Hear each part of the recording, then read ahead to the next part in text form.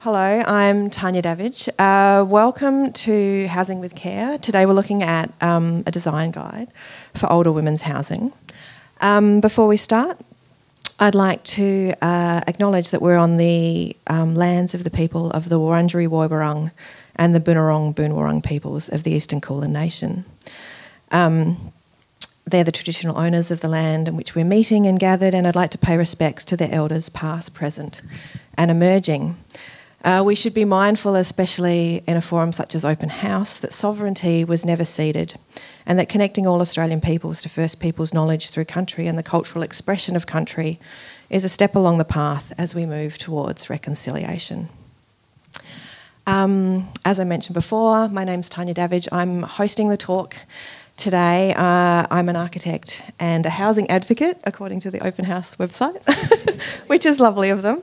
But I feel very passionate about housing and housing older women at risk of homelessness in particular. So today we'll be discussing how we can better design homes for older women at risk of homelessness. And what we know is that women over the age of 55 are the fastest growing cohort of homeless in Australia. And current research estimates that more than 400,000 women over the age of 45 are at risk of homelessness in Australia. Older women who find themselves at risk of homelessness have often led productive lives and have had conventional housing histories. However, later in life, they might find themselves still renting, newly single through divorce, or in precarious employment. And these factors affect their capacity to access and maintain safe and secure housing. And data from the latest or the last census is currently coming out at the moment. We don't have any data yet on homelessness.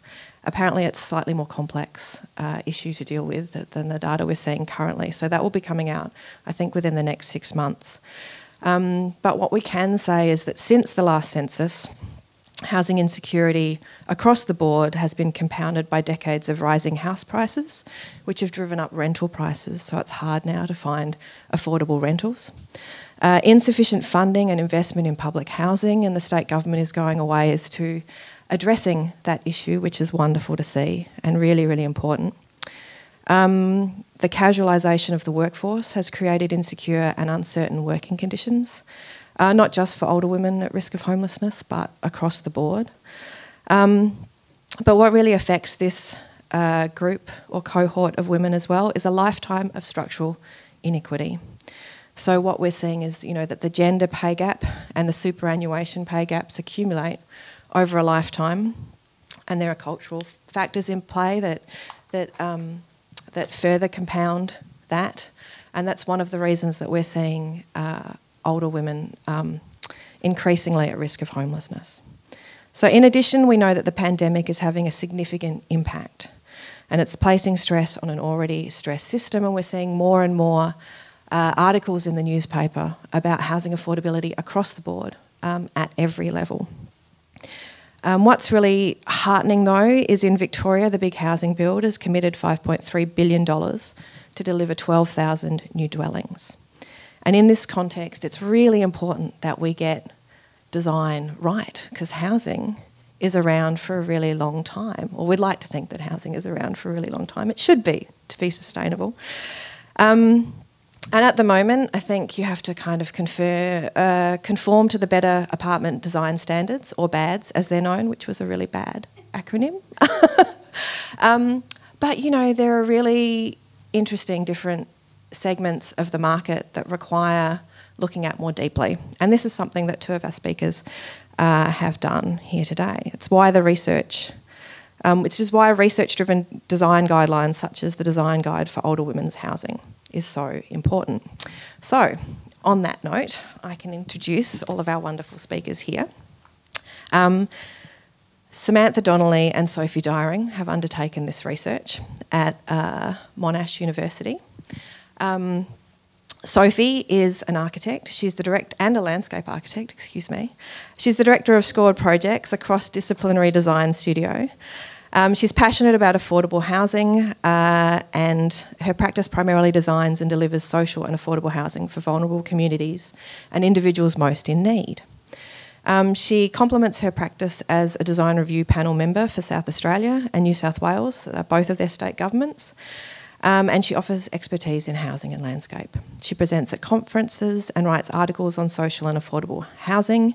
And she was one of the co-conveners with me and Sam for the M Pavilion Making Home series, of which this is an extension of. And we'll talk a little bit about that at the end, because we have some of the exhibition panels from that series out in the hallway.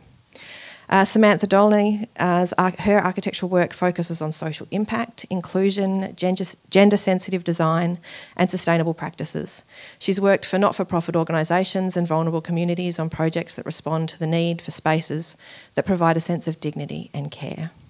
She currently lectures at UTS, and she's come down today to see us all, so we feel very privileged, in the School of Architecture, and she's an active collaborator with the UTS Design Innovation Research Centre on projects that address violence through design.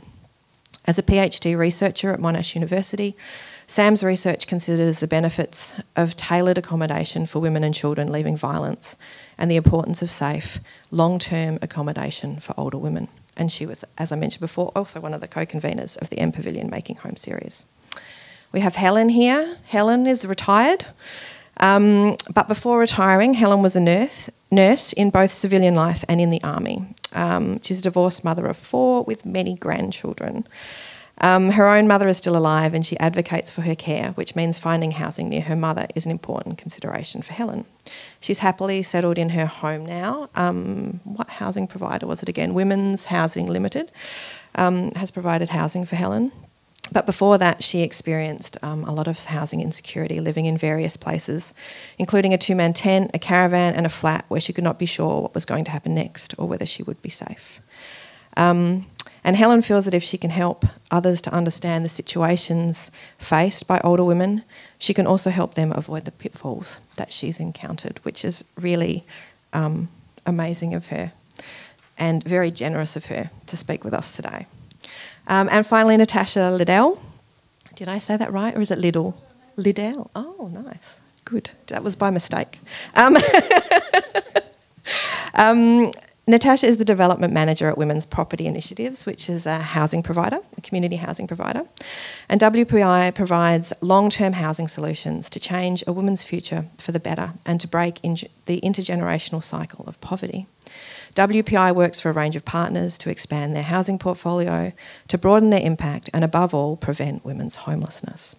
Natasha has almost 20 years of experience working in the planning and housing sector, and previously she worked as a planning consultant across a wide range of projects and has a deep understanding of the planning system and its role in affordable housing. Natasha's recently delivered WPI's Older Women's Housing Pilot Project, which is a mouthful, but is also lovely, which takes an innovative approach to preventing women ageing into poverty. Please welcome all of our speakers.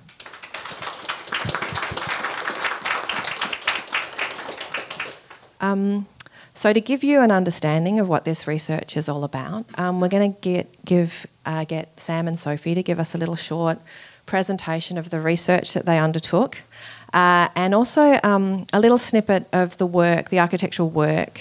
You can leave that there if you want, Helen. The architectural work that Sophie does, and then we're going to have a broader discussion about the work and the impact that it has in terms of the community housing sector, but also in terms of architecture and design. Over to Sam and Sophie. Thank you.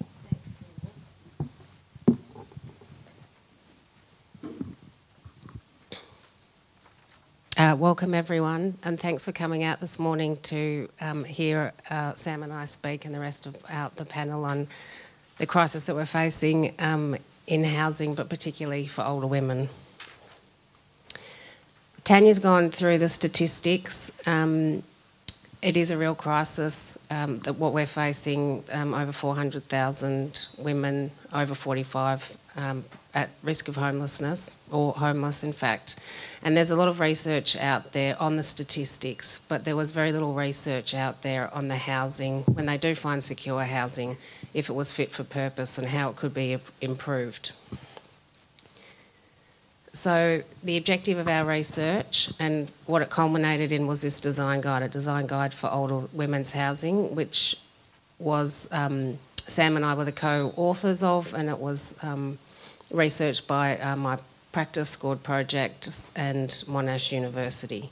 And we completed the design guide in March this year, and it's an open resource, downloadable from Monash University website, from our my own website, Scored Projects, and we do have hard copies available that Monash can post out.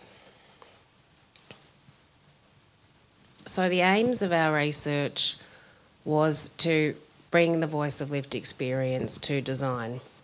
One of the issues with social housing and working for organisations such as Women's Property Initiatives is the housing is still quite speculative. We may work for organisations that that provide housing for a particular cohort, such as WPI providing housing for women, or Aboriginal Housing Victoria providing housing for Aboriginal and Torres Strait Islander people, but we don't know who the actual residents will be in the end, so it's quite speculative in that sense. So our research wanted to close this gap and bring the voice of women with lived experience to design, and that their voice will be represented in future builds. And we wanted to research this obviously through speaking with women, but also through looking at different typologies. So one of the early questions, I guess, for us was, is there a particular housing type that's more appropriate for older women? So we wanted to look at these different housing types to answer that question, or at least investigate that question. And what we found was that the certain typology was not the answer. There was places and spaces within all typologies that would make housing more appropriate for older women. So we were fortunate enough to speak with women who lived in townhouses. This is the Coburg townhouses that WPI owns, and we did the architecture and landscape architecture for this project that was completed in 2016. And there's 5 one-bedroom townhouses here and 2 two-bedroom townhouses. And we got to speak with 2 residents in this property that fed into our research. Another typology that women we spoke to lived in were tiny houses. This is a project that we did with Launch Housing a number of years ago, and these are modular homes which are transportable.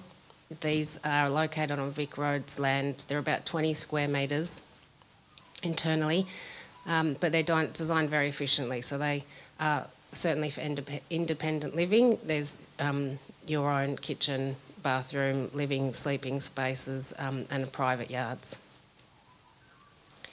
We spoke to women that lived in a rooming house, so servants, community housing. I have a number of rooming houses around the Hawthorn area, and they have one specifically for women. It's a small rooming house of 7 bedrooms, so 6 women live there, and 1 bedroom's for an on-site manager. So we spoke to women from there, and we also spoke to women who live in an apartment-style typology. So this is a development by Women's Housing Limited that was done by Hopkins Clark, and it's a development of about 30 apartments out of Bayswater.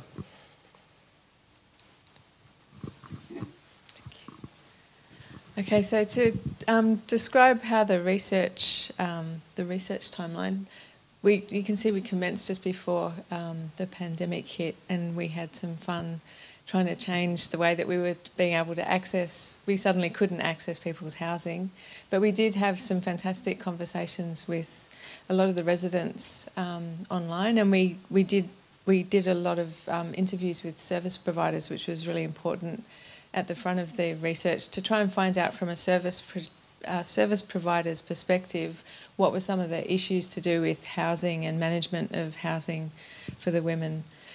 And you can see at the end we launched the design guide in February this year at the Pride Centre, which was fantastic, and we had an event at the M Pavilion with Helen and with the servants community, representative to try and unfold some more of the research that we revealed in the findings. So the research was broken into 3 main phases. The first phase was interviewing the community housing providers, and we did a post-occupancy evaluation by interviewing the providers and looking at plans and sections of the housing, and then trying to map back what we were finding out about the housing. We could start to have a much more architectural view of what their housing types were providing for women, for older women in particular. So we did a very in-depth scope of the architectural documents, and we also did a literature review to find out what was out there about older women's housing and what was out there in terms of design. And there wasn't much on design. There was a lot of kind of generic information, but not on design. The second phase was a more in-depth series of interviews with women with lived experience living in the housing. We also asked the women to use a camera. We gave them a camera for a couple of weeks and gave them a list of questions or prompts to ask them to photograph their favourite place in their house, or the place that annoyed them the most, or the place that they spent the most time, just to try and to help them capture, without having to explain it to us in words, exactly what their housing kind of provided for them. And that was a really rich part of the research. And that fed back into the post-doc evaluation. And then the third stage was getting the women with lived experience, the service providers, and then a whole range of experts together to feed back to them at the findings that we'd found, to check that we'd actually captured it correctly, for one thing, but also to extend the conversation to try and understand what design could do. So it was like sending design back out and saying, so we know this, what more can we kind of expect from housing? And then from that, we kind of wrapped it up with a design guide and a report. The summary of findings, some of the findings were really interesting. So we went in trying not to make too many assumptions, but we found that most of our assumptions got completely wiped, which was great. One of the big ones was that every single resident that we interviewed had ended up in this type of housing because of experience with violence in their past. And that was kind of a shock, because we didn't go in expecting that, but when we asked them, why did you choose this house? A lot of them said that this is what, this house made them feel safe, and they needed that safety as one of the qualities. Some of the other findings were that the housing gave them confidence to do things they'd never done before. So a lot of the women that we interviewed were fiercely independent, they were fiercely funny, they were incredibly busy, they weren't slackers. None of them had time. Even during the lockdown, they were studying, they were doing things with their kids. So they were a really kind of fantastic bunch of people to interview. They really relied on public transport. Nobody had a car, or they might have had a licence but no car. So public transport was really important in terms of being able to get to places.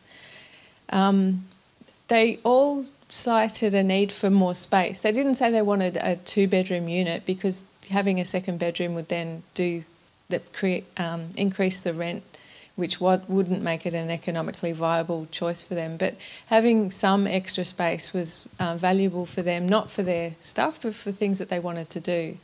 So a lot of them are doing yoga or exercises in their house, and they were finding that they had to move furniture to be able to stretch out. So things like having a 1.5 bedroom unit would have made a really big difference, because they could do a whole lot more things without even needing an extra room.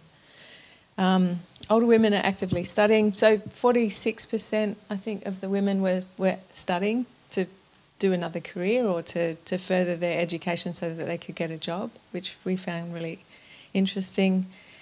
Very physically active, and they're makers. A lot of them had taught themselves during lockdown how to use power tools and how to put things up and put things together and refurnish furniture that they'd found. So they're very innovative and independent.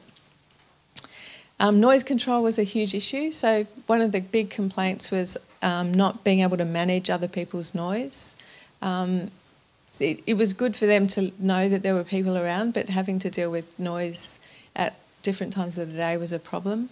And because of the way that the buildings were built, they hadn't thought about acoustic control, and it was kind of a retrofit. So that would be a very big design factor that would improve the living. We all assume that older women would love to live together in a big group. That's not the case. Older women are really independent and they love their privacy. They like social interaction, but they want to be able to choose when to socialise. So putting them all in a big apartment block and saying, that wasn't necessarily a great idea. We also, lots of people assume that older women need a garden.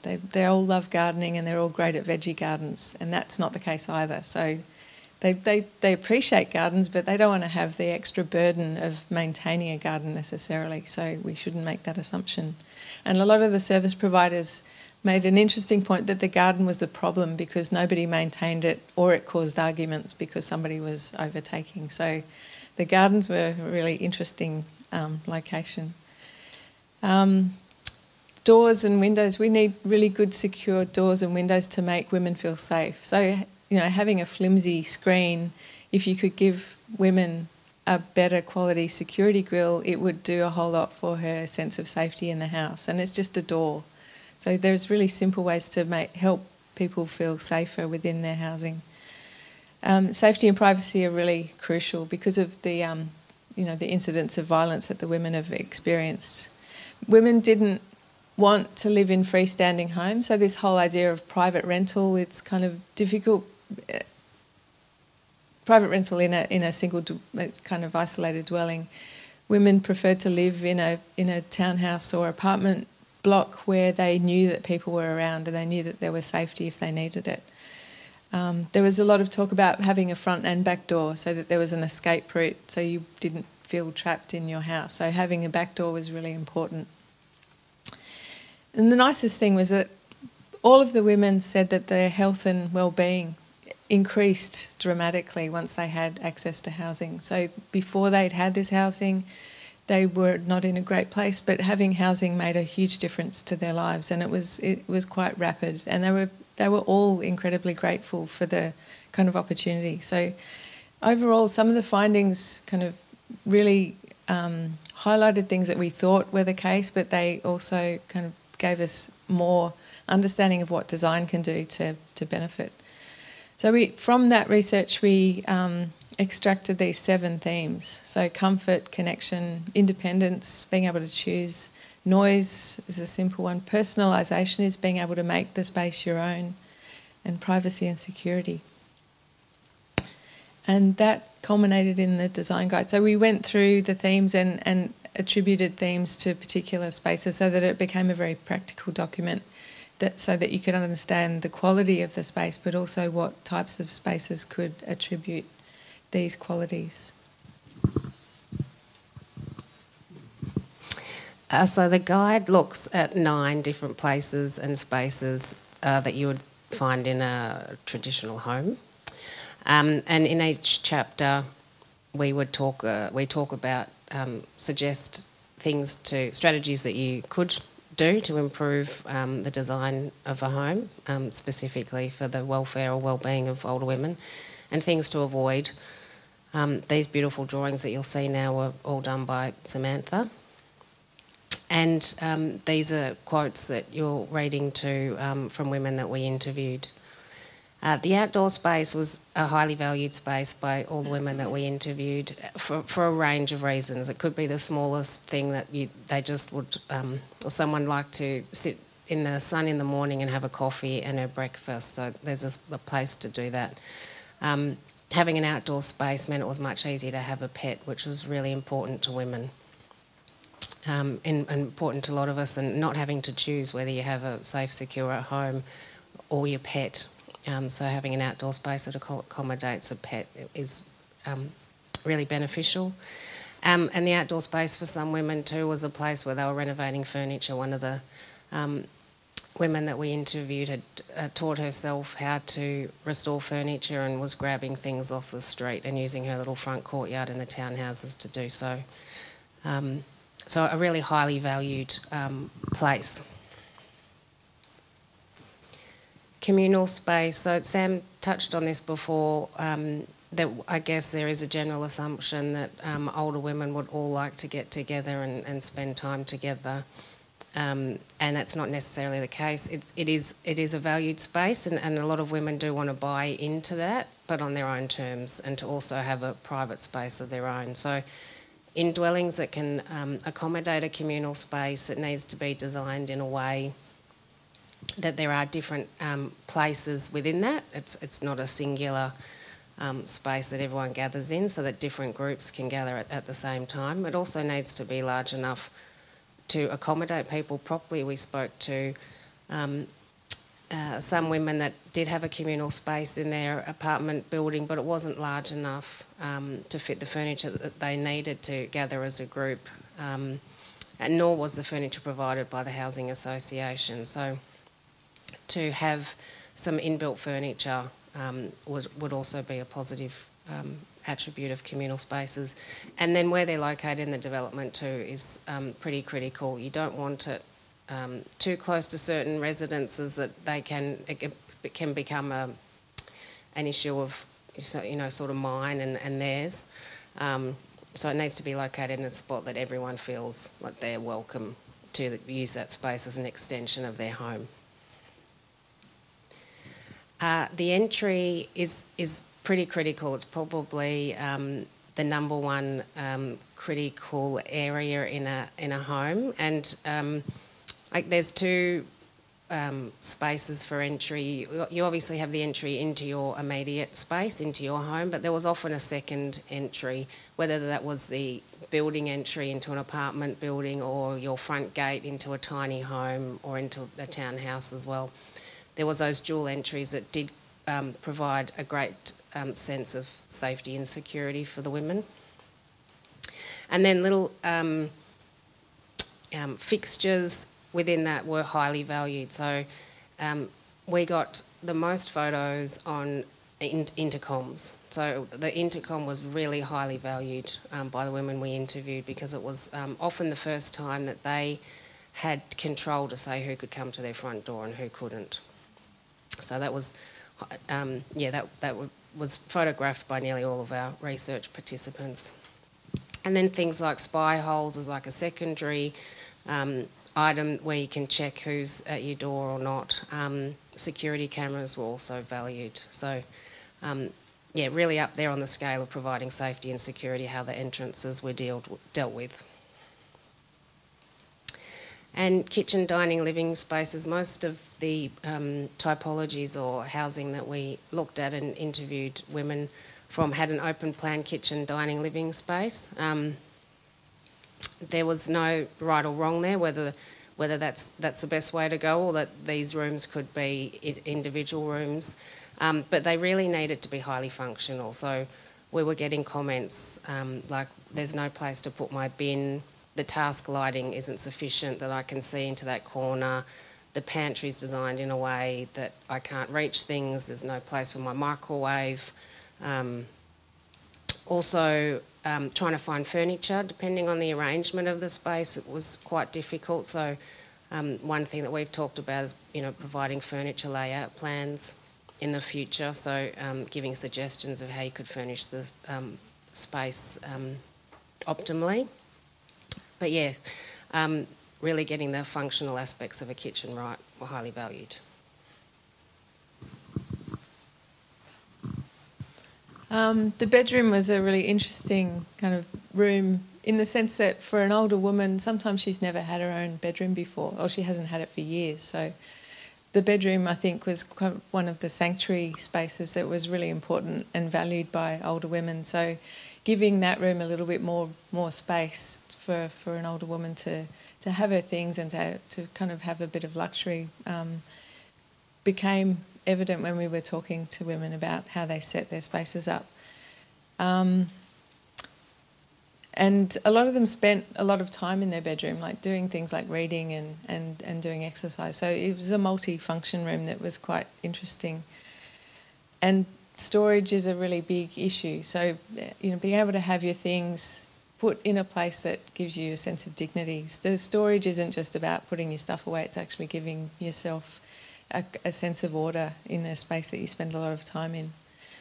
Bathrooms are always interesting to talk to people about, and some of the bathrooms were fantastic, and they obviously worked really well in terms of being able to age in place. But there were, again, conversations about storage and ventilation, and also the size of the bathroom was important in terms of whether or not you have a carer come in and look after you in later life. The bathrooms need to be a bit bigger so that they can come and help you have a shower. And it's not so hard to design for that, and it's not necessarily a huge bathroom, but just making things more accessible. Additional space we've talked about a little bit, and a lot of this was to do with the women. A lot of the women were looking after children during the week, so often they'd have children who might sleep over 1 or 2 nights a week, and just having that space where they can pull out a bed for the children, or be able to have somebody over, but not permanently. So there was a fear with some women that if they had a nice space to stay, family would come and stay forever and they couldn't get rid of them. So there was this kind of really interesting way of saying, you can come and stay, but I'm not going to make it perfectly comfortable so you can live here, which I thought was lovely. You know, it's generous, but, you know, they suddenly had a sense of what they needed. And the laundry, although for most of us it's not a very interesting space, was a hot topic because it does a lot of really hard work, and the laundries needed to be a lot more accessible for mobility issues, like being able to pull clothes out of a washing machine and hang them up or put them in the dryer. So the laundry was a valued space, and having a choice of whether you dry your clothes on a line or in a dryer was important. And the final one that we'll talk about today is urban location. So older women have a very intense sense of connection to things that they're doing. A lot of them are volunteering, they're studying, they're doing exercise. They're really big parts of community. They use the libraries, they use services really well. So we need to really think about where the location of their housing is so that they can get there easily. So it doesn't have to necessarily be in the centre, but it does need to have good public transport options. Also access to open space. So a lot of the house types were very small, but if they had a park, that was a good offset, and it was very well used. And they appreciated having the park, so they could see the value of not having a garden if you had a park nearby. And they also loved just being connected, like being able to see people around them. I think this idea of having an exclusive aged community of people is sometimes too isolating, and we're seeing that more and more now. So the idea that we could integrate the older women in our kind of environment more effectively, I think, is something that we need to think about as designers. And that was the end of the guide. So you can download the guide easily from the website, and it's got a lot more information about the design aspects of how each space could be set up. But thank you very much.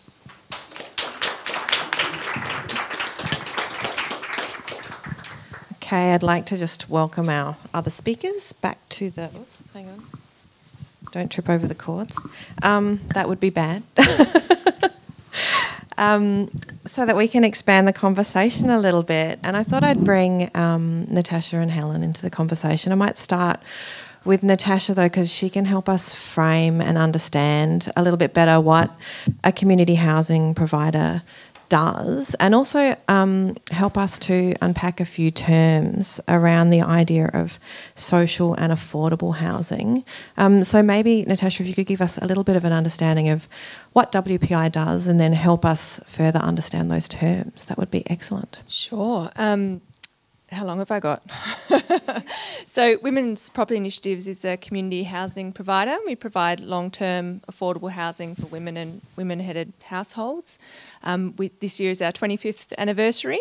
It started 25 years ago with a group of women who identified this need to provide secure housing for women in risk and in vulnerable situations. And it did very much start with family homes, but increasingly over our journey, and we've now got 115 homes, there's become apparent that there's this growing cohort of older women who need safe and secure homes. So we are predominantly a social housing provider, and I suppose social housing is really a subset of affordable housing. So affordability is like this great big concept that we talk about that is generally referred to as about 30% housing costing no more than 30% of a household's income. Now, obviously, that could be very different depending on if you're on a government allowance or you're a CEO of Channel 7. So they've tried to pin this back a little bit, particularly under, I should say also, we often refer to affordability, so for key workers and for people who are in support roles in the community, or even people working in retail in a place like Daylesford, which is obviously really core to its economics, but the rental prices have become unaffordable for some of those really important people in the economy to stay there. And affordability can refer to both owner-occupier as well as renters, and we often also talk about shared equity and other housing models that kind of fit in under there. So social housing is a subset of affordability. It can include both community housing, which groups like Women's Property Initiatives provide, and public housing, which is owned and operated by state government. All tenants of social housing will come from the Victorian Housing Register, which has got quite tight eligibility criteria in terms of we're looking at groups with very low and low incomes predominantly, so very low income. So for the priority access list, we're looking at people with incomes of $30,000, about $32,000 per annum or less, and very low assets, so in the order of $15,000. And then there's a register of interest which goes up to a more moderate income, so we can be looking at up to $60,000 and a higher asset base.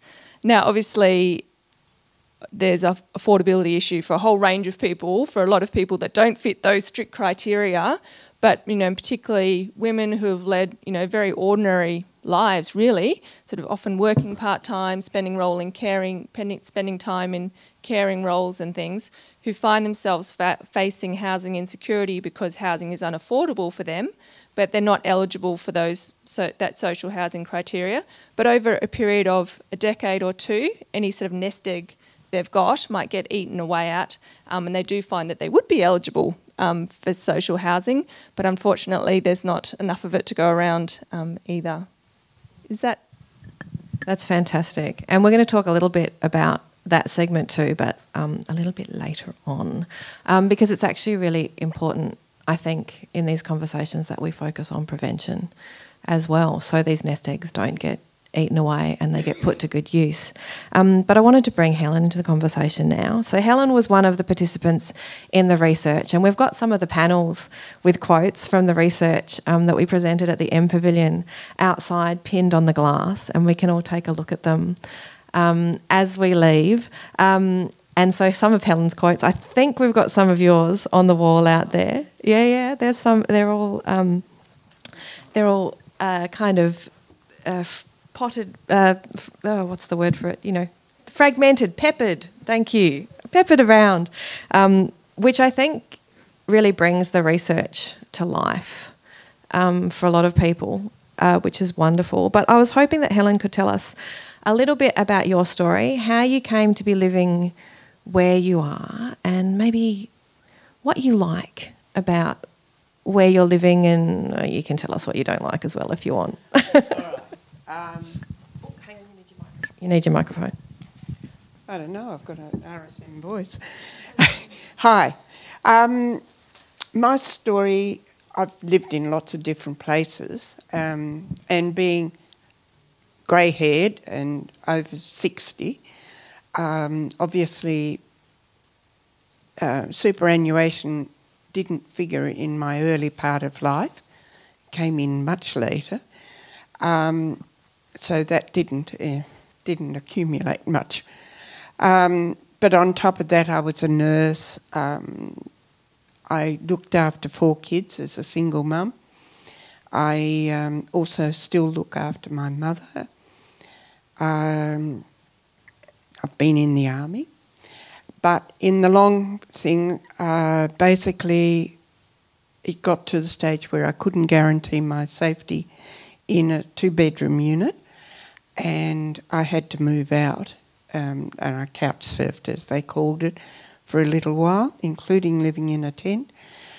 And eventually I thought, well, I went to Red Voss and ended up in a lovely little, very new unit, which I live in now, which was up there over in Bayswater. And it's got a courtyard at the back with very high fences.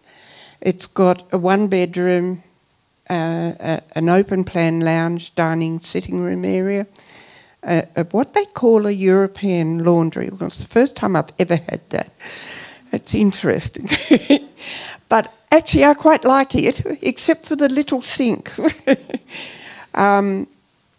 It's only literally a bucket width, and the hot tap from the sink to the washing machine is actually at the far back underneath.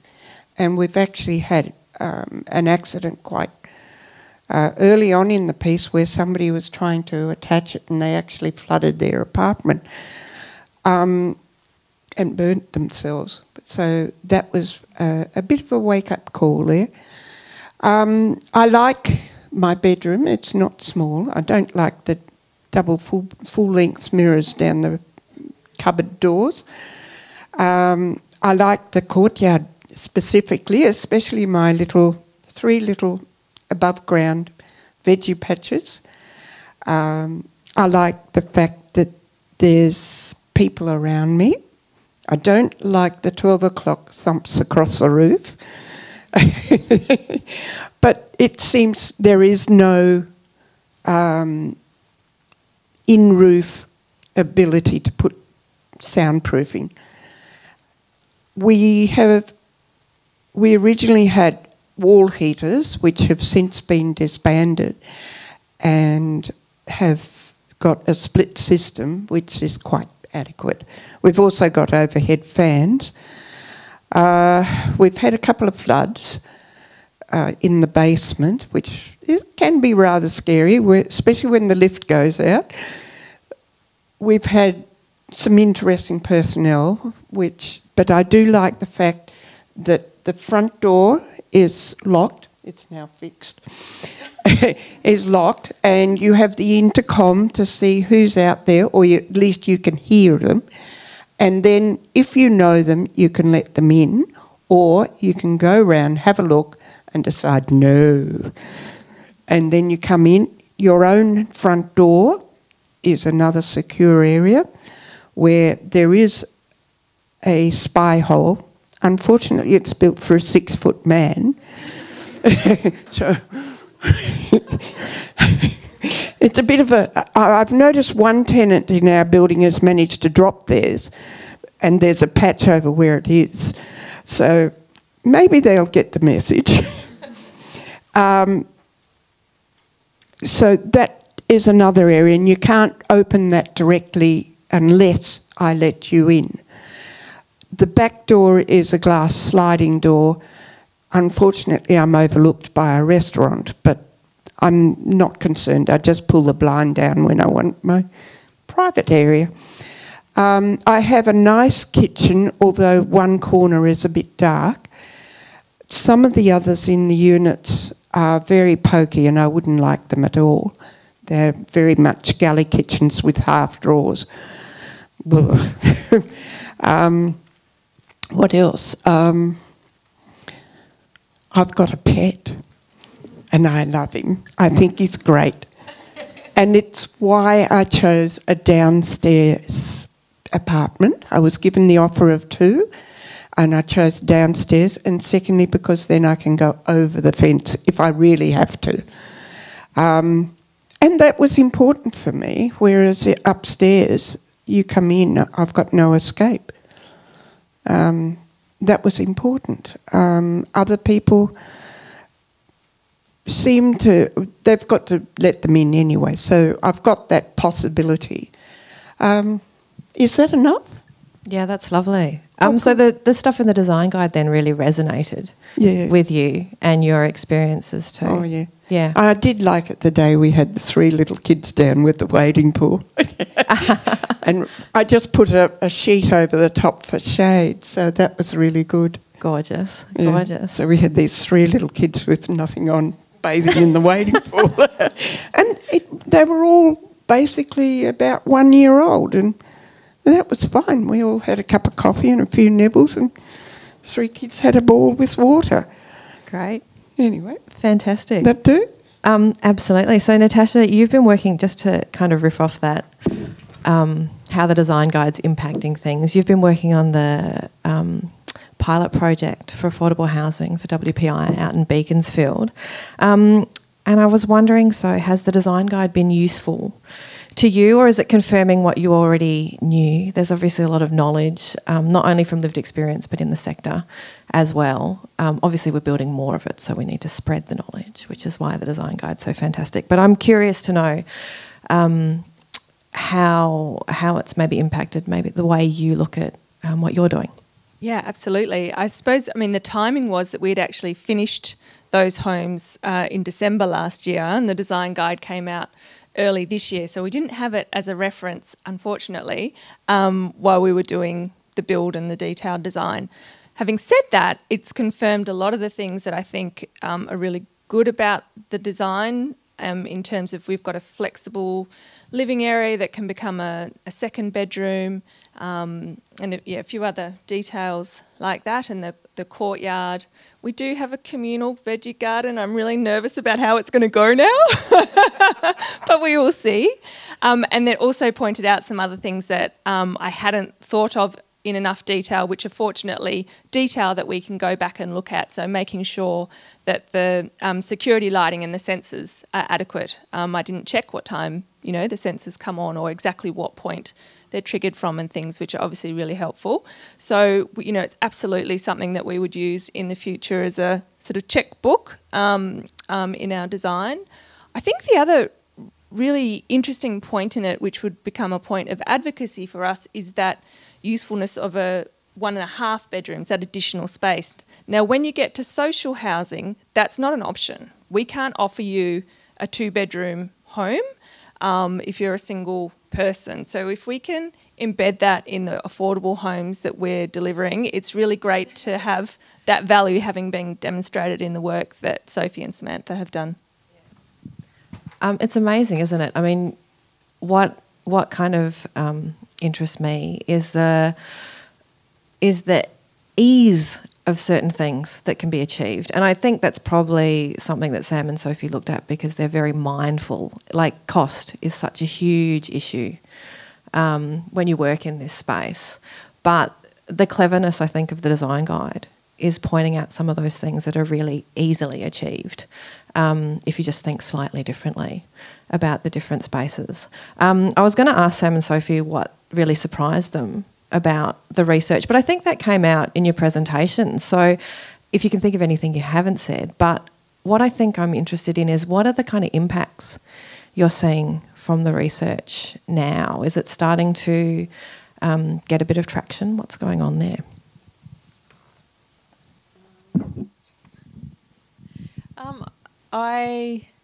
I think one of the things that we really need, is that working?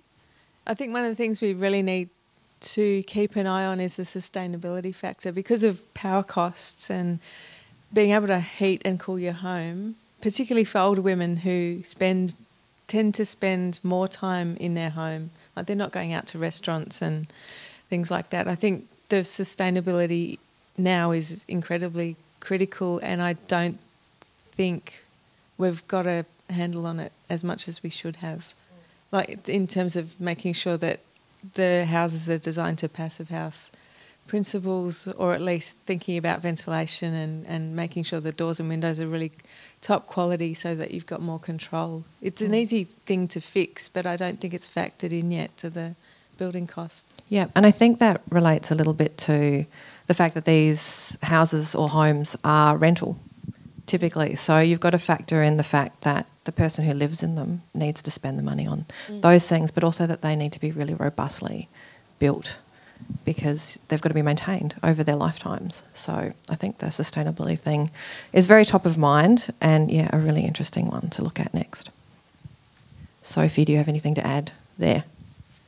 I don't think maybe in our presentation we talked enough about personalisation, which was one of the aspects that I found really interesting, that these beautiful women that we interviewed all talked about how they wanted to make the homes that they were given their homes, and it was lots about their paintings, or definitely photos of family and friends, and how they can be easily accommodated. So people had put up their own shelves and things. But something that always stayed with me that you said, Helen, was how your home, I think because of often moving so often when you were younger with your parents and family at the time, that your home was your things. Yeah.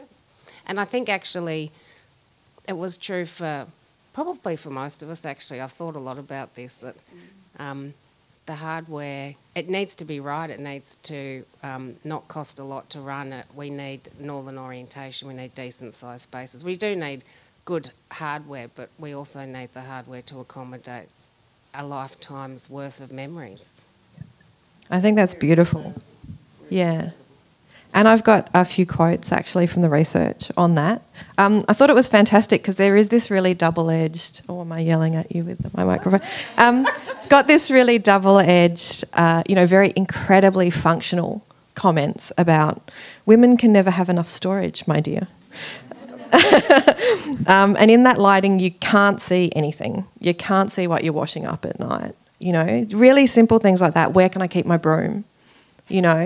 And so you need this incredibly functional aspect to it. But then there's a lot of incredible quotes in there that talk about homes on an emotional level. So Dia's never home because her place doesn't feel like home. I've been sleeping in my lounge room for the last 3 months and I don't know where to start. I don't know how to make this house into a home. Is this one you? This might be you, Helen. I like my bedroom. It's my favourite. It's a good size and it gets the sun. Oh, okay. It wasn't me. But Helen's got some outside. It's a good size and it gets the sun, and I find it quite a little haven, and I feel comfortable, and you can make it feel very homely. And so I think it's a really beautiful thing to remember that we're kind of, that big housing build. It's a lot of it. The talk is about efficiency and numbers and how many houses we're providing, and that's fantastic. But we're providing homes for people, and I think that kind of generosity in that thought is something that flows through Sam and Sophie's research and the conversations I have with people in this space. There's an incredible generosity at every level. And so one of the reasons I'm interested in these conversations is because I want to show off how all of these wonderful people. But anyway, enough about me. So what for you, maybe Helen and Natasha as well, and Sam, because Sophie's said a little bit about what makes something home. What makes your home a home? Well, firstly, we're all individuals and we all have different homes. In my case, I was lucky enough to have my furniture with me, but I can have my children or my grandchildren over. I have a big dining room table, which is lucky. But yes, and I've also got my little dog. So family and your little dog. Yeah. So you got your Family. family. Sharing. Yeah, and I think also that ability to, I think in our place we really appreciate that we can put things up. We can put shelves that we can have plants on or pictures, and I can really, it's really good that some of the tenancy rules have changed to enable people, give people a bit more freedom to feel like they can put that footprint on their home. I realised recently that I've got a house full of books, and putting books, like having enough shelving is a big problem. And I had to convince the builder that had come to fix the bathroom that I wanted a whole lot of shelves near the bathroom, and he kept saying, no. And after I forced him to do it and said, look, just wait till I put all the books in. And he came in the next day, and I could see the look on his face that he suddenly realised that having books on a wall was a great thing because it covers up stuff. it's really efficient. It's an insulation between the bathroom and the rest of the house. And I think those moments for me are really important for people to have a place to put their belongings that also then they're useful. So you're obviously the right person to have done this research because you think about efficiency and what makes a place a home. No, I'm not doing it at home. But you are now, though. Now I see the problem. And soundproofing. There's even got some soundproofing in there. I think I might just ask one more question before we go to some audience questions here. I was really interested that you ended on urban location, because I think that's another thing we all think about. We think if we kind of get that individual apartment or dwelling right, then that everything is going to kind of fold, everything's going to be fine.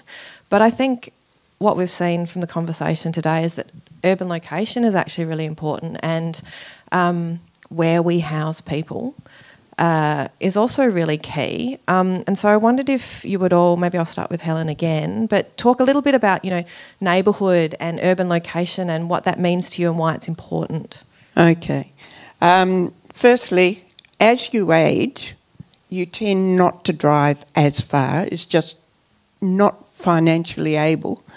And secondly, a lot of people after a while don't bother even having a car. If you move, you've got to have somewhere where you can reach all the places you need, like the library, like the council offices.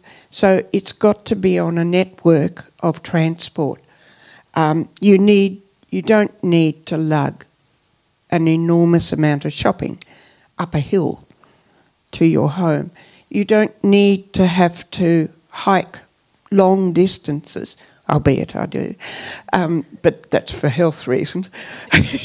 Long distances just to get to your goal that you wouldn't, to an appointment for your dentist, your doctor, all those sort of things. And as we age, as we all know, that's going to become more and more of something that matters. Just the same as an apartment for an older person, also, as you people put in, needed to be big enough that later on, with a carer or a wheelchair, it's accessible to go to the bathroom. Okay? I'll just jump in there. So I guess with my planning background, I'm really big on location and proximity to services. What I probably hadn't fully appreciated until we completed our older women's housing project was the importance of connection to community. And so our housing project is in the outer east, where we had some people who wanted to live, but predominantly the women who met our eligibility criteria are from the inner north of Melbourne, and that's where their community is, and that's where they want to stay. And other women who are very much looking, they're eligible for our housing, but they're looking after their own mums, so they don't want to be too far from them. They don't want to be too far from their grandma, from their grandchildren, from their favourite cafe, their hairdresser, their doctor.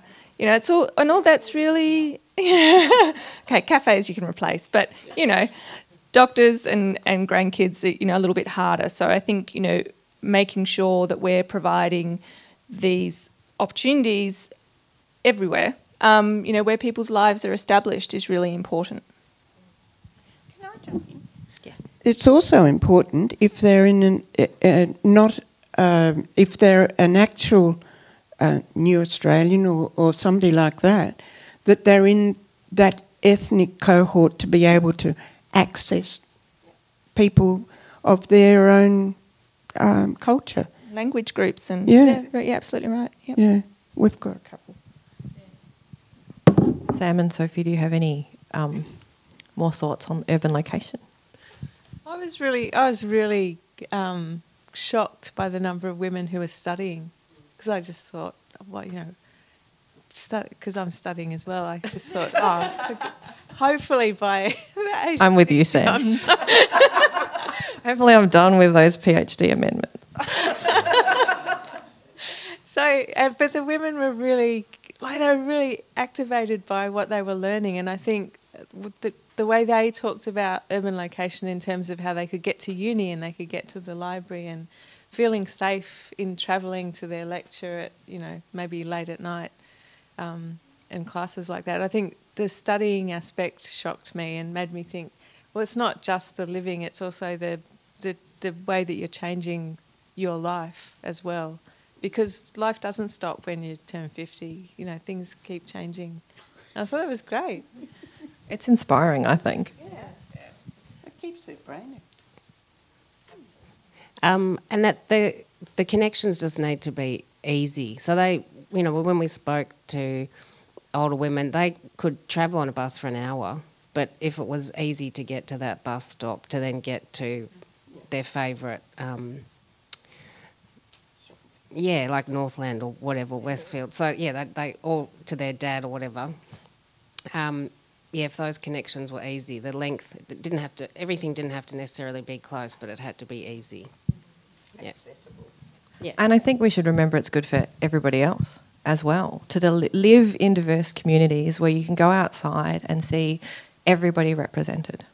You know, like it actually builds robust community connections. It's really important that we all understand that we are living together as a society and that there are different people that need different things at different points in their lives, and that we all work together to kind of make a better society. Well, that's what I'd like to see. Anyway, I was wondering if there are any audience questions now. I was thinking, should I use the roving mic for that? Oh, we've got one. Are you happy to take that around? I can't even see who you are back there, but thank you. There's an audience question down here. Great. I hope you can hear me through my mask. First of all, Sam and Samantha, thank you for your research.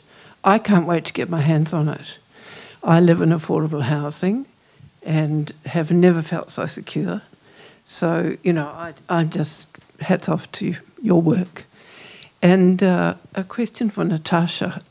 In terms of eligibility for WPI, so what is the relationship that WPI has with Nightingale Housing? Yeah. So the eligibility criteria for our older women's housing project is different to social housing. So the relationship that we have with Nightingale is we were incredibly fortunate to be able to achieve enough government funding and also a contribution through the Matrix Guild, which enabled us to be able to purchase some apartments in Nightingale Village. So we've got 9 homes in there. And we've got an ongoing relationship with them. We hope to work with them to be able to deliver more homes within their buildings, particularly given that, as I mentioned, so many of the older women we spoke to wanted to be in the inner north, and that's where Nightingale is. So I think there's a real opportunity there. And Nightingale Housing, as part of their ethos, will provide up to 20% of their homes as affordable housing. So we're hoping to be able to do some more of that. Does that answer your question? No, thank you. Hi, another question for Natasha.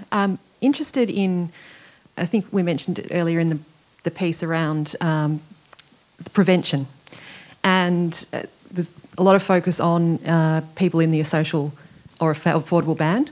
What I found really interesting about your pilot is you're really targeting, I think, that women who've got a little bit of a nest egg, but trying to avoid them slipping. I'm just interested to see, apart from, I guess, the demand in terms of inner north, what other initial learnings do you have from that model in terms of what I understood was a contribution in terms of the cost that they'd receive an inflation-adjusted, essentially, return on. But would it be useful for me to give a quick overview of the structure of that project? Okay. Thank you. So how that, initially the idea, so WPI did some work back in 2015 that identified this cohort of women who were essentially ageing into homelessness because their nest egg, as you said, was getting eaten away. The idea initially was that we would look at a shared equity structure, so they have some ownership in the home and we own the other part of the home and we're paying it off together, if that makes sense. But for different legal structure reasons, unfortunately, we couldn't make that work. So what we've ended up doing is a loan structure. So the resident will loan us for this project. It's $150,000, which is a stretch for a lot of the women who would be interested, and for those that are in there, it's most of what they've got. and they will receive that loan back at the end of the tenure, or it'll go back to their estate with a small amount of interest. They also pay us an affordable rent. So rather than contributing to a mortgage, which they can't access because of their age, they're paying us 30% of their household income in rent. So I think what we've learnt is that we need to keep working on the model. I mean, that arrangement has ended up with some very complex contractual arrangements, which I would rather not burden people with.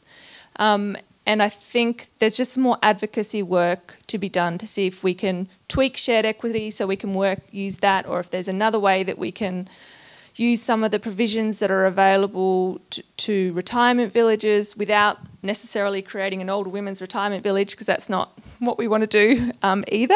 So there's some more work to be done in that space. Having said that, I'm really pleased with what we've been able to deliver for the residents who have taken that one up. I think just to add a little bit to that, one of the really important areas for advocacy work is the big housing builders currently really, really focused on the social and public housing because that's where the biggest shortfall was.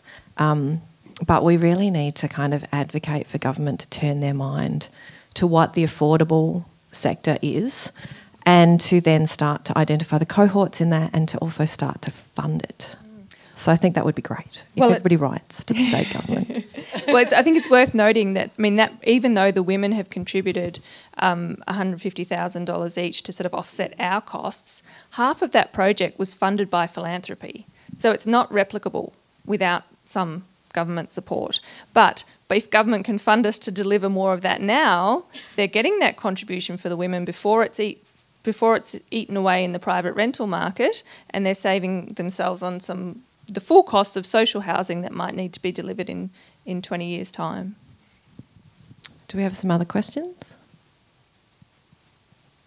Yes, no? We're good. Excellent. Well, sorry, was there a question? Oh, yes. Yeah, just one question about design. Why are so many bathtubs still going into buildings? Good question. Do you have a bathtub, Helen? No. Good. No. Sam, Sophie? I just took a bathtub out and put books in where the bathtub. Yes, that's an interesting question because the danger with bathtubs is that people tend to slip and fall, both in and out. So, yeah, I agree. I don't personally have a bathtub. I will put bathtubs. I'll put a bathtub in a project where we are young mums. If there's children, that would definitely be looking at putting in a bathtub. For older women, we wouldn't put in a bathtub. Do you know in our house, in our units, there's not a single bathtub. We have quite a lot of young children that were actually babies when they moved in, and they all managed it.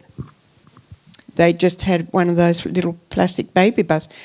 Even a solid laundry basket will last up to the age of 5. After that, they can stand under the shower. If I can bring the conversation full circle, one of the lovely things that Breathe Architecture has thought about in the Sky House building in Nightingale Village is there is a bathhouse on the rooftop. So there is one bath for the 43 apartments, and I suspect there'll be a rush on it at about 5:30 in the evening, and it'll be like, you can watch my kids, I'm going back to make dinner.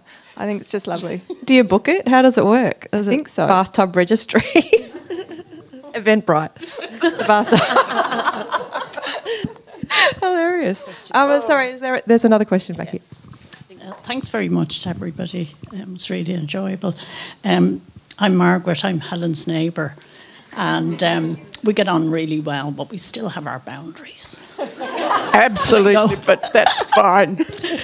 I was just interested in asking Natasha, I read recently in the Herald Sun, one of the new housing developments has actually been allowed to get away with not having their portion of social housing allocation.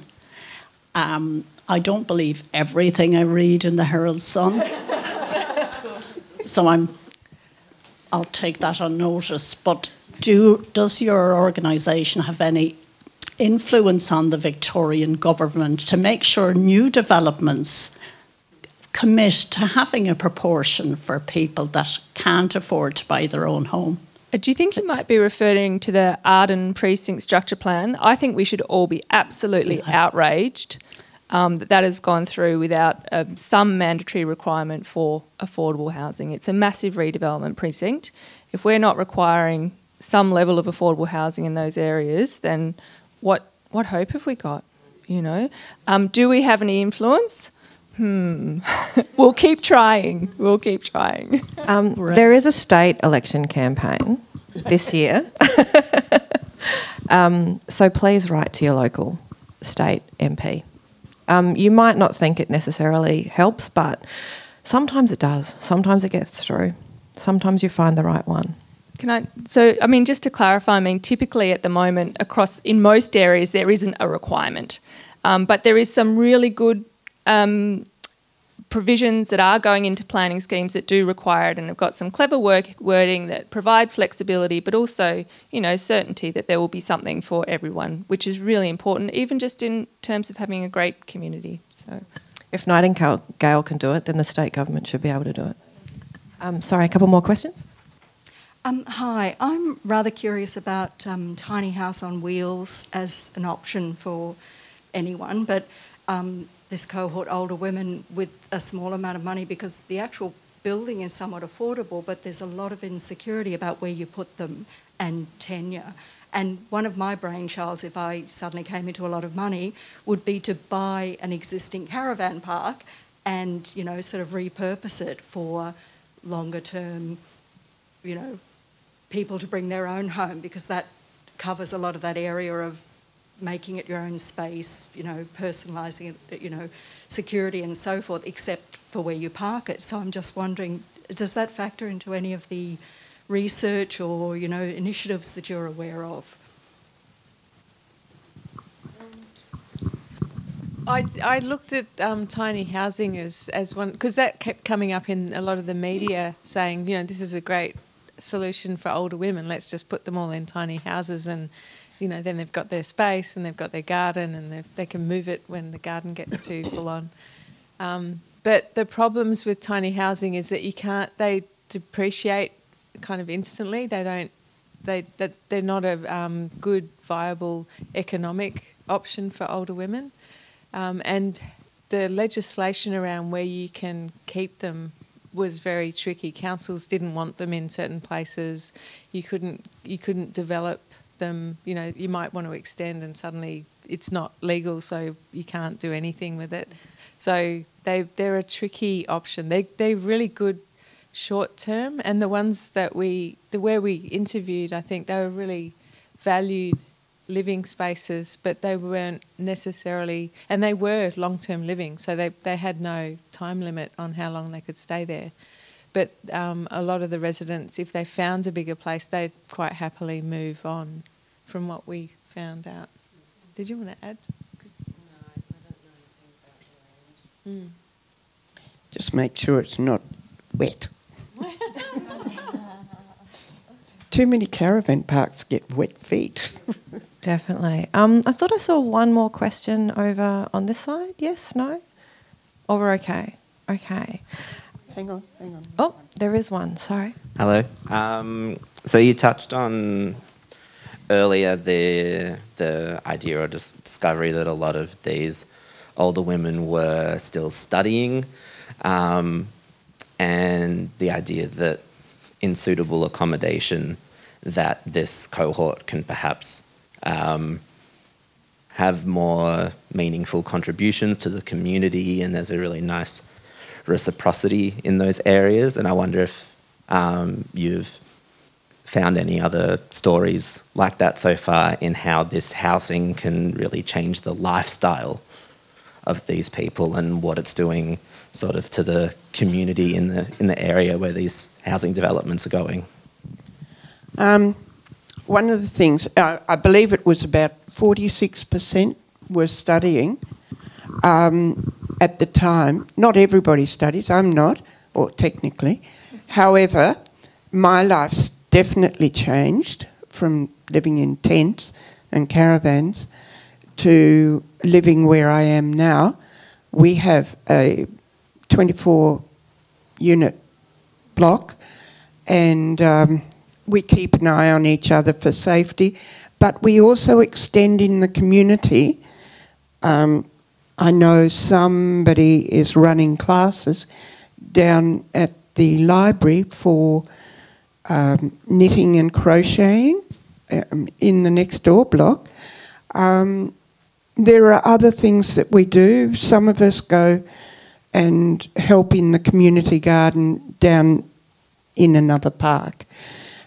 But it's little things like that. It means that you've got the security to integrate in the community and to take up other, you can work, you can take up other professions if need be, or you can help out.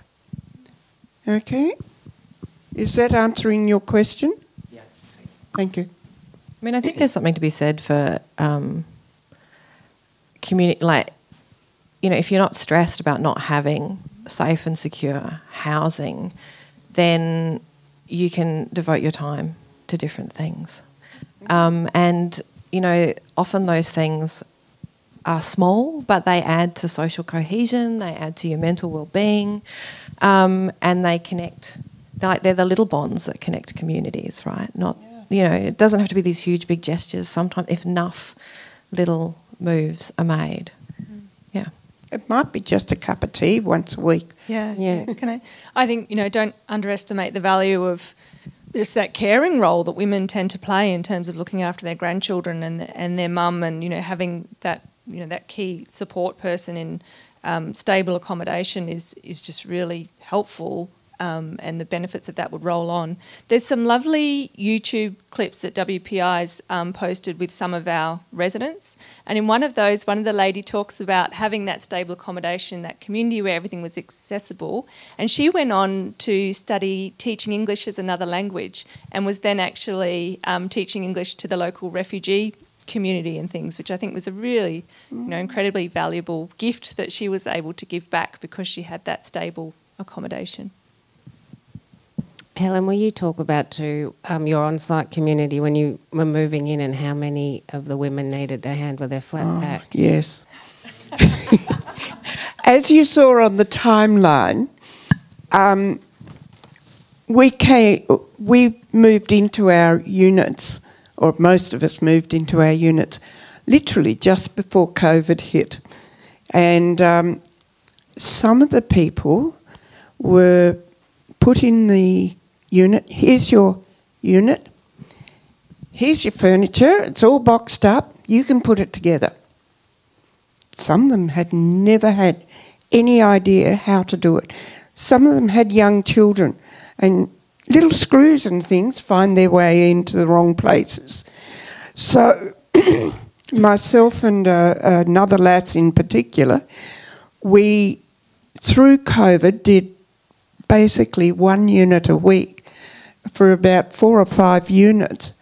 It included putting up high chairs, beds, dressers, TV stands, dining room tables and chairs, bookcases, you name it, it all had to be done.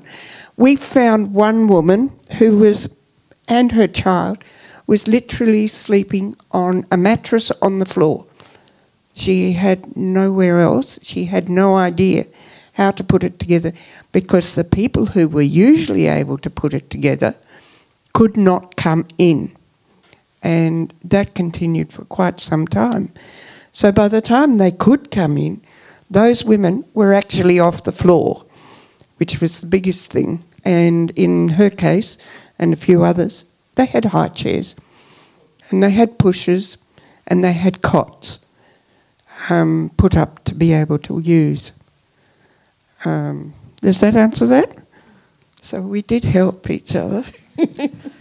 I don't know. I was going to ask the panel one more question, but I'm thinking I'm kind of loving the audience questions at the moment, and they take me somewhere different. So have we got another audience question? Oh, hang on, there's somebody with a microphone back. Okay, we'll do 2 more. So one back there and one in the front. Okay.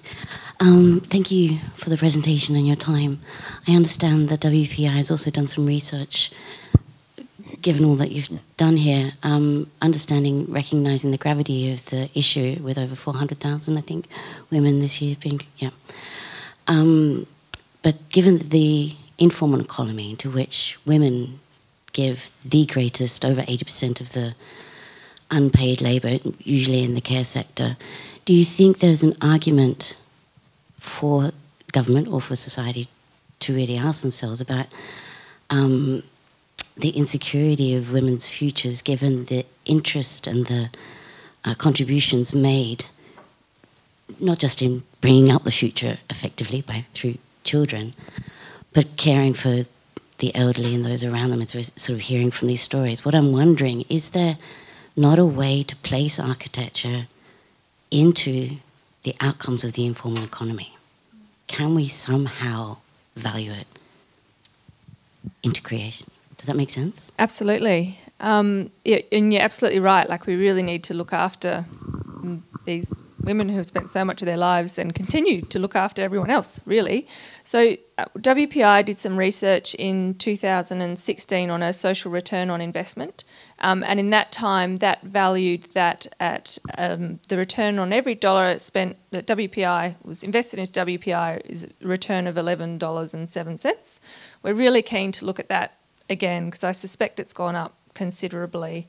And, you know, when I think about it, that report took into account things like the women's well-being and ability to make decisions and have some certainty about what they're doing, their children attending school, and the reduced cost to government in justice and health and housing ultimately. I wonder if it factored in that sort of care that you're referring to in terms of that actual economic contribution, which isn't typically monetised. It's certainly something that we would need to make sure we build in the future if we're lucky enough to be able to do that work again. Yeah. In terms of architecture and that, did you guys want to comment?